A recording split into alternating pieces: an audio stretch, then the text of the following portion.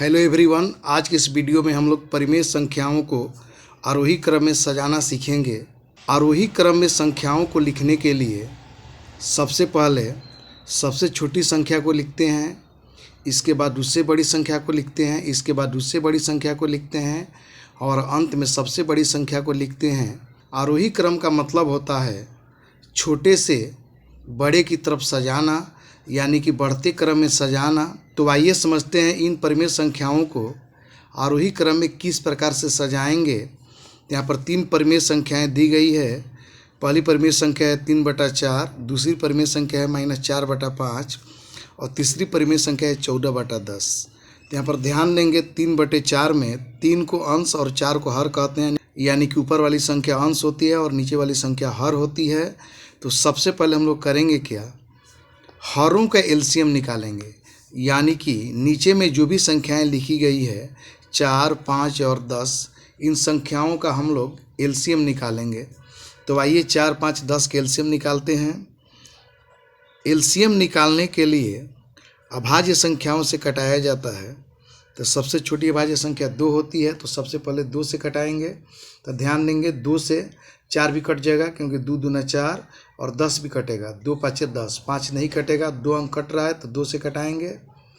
2 दूना का 4, 5 ज्यों का 3, 2 5 10।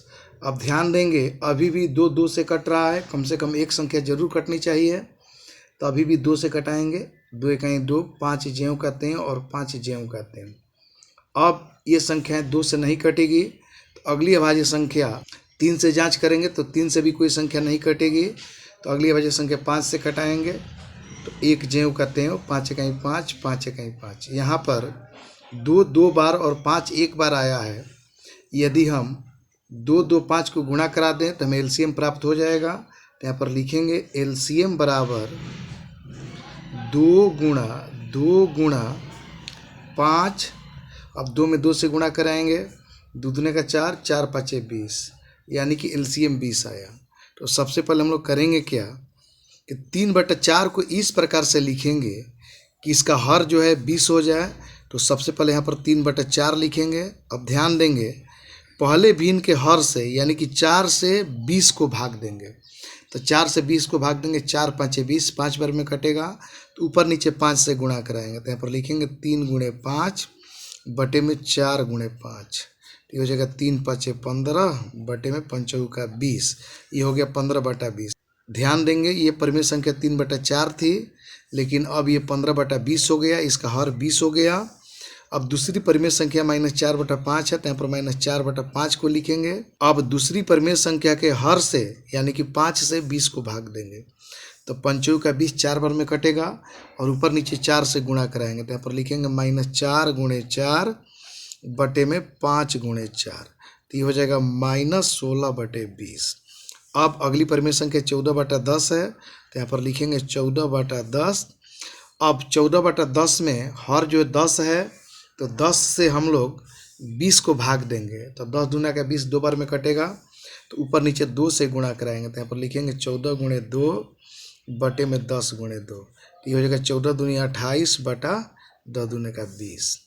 अब हम लोग आसानी से आरोही क्रम में सजा सकते हैं। तो यहाँ पर लिखेंगे आरोही क्रम कॉमा।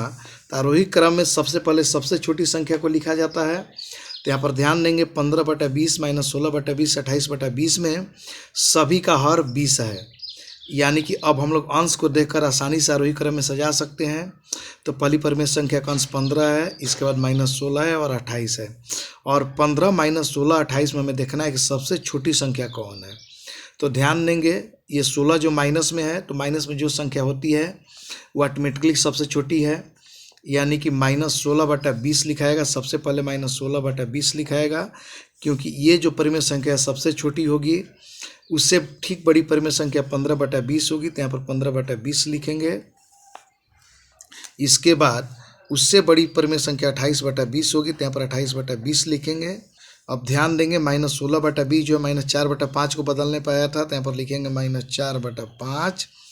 15/20 जो है 3/4 को बदलने पर आया था तो यहाँ पर लिखेंगे 3/4, और 28/20 14/10 को बदलने पर आया था तो यहाँ पर लिखेंगे 14/10।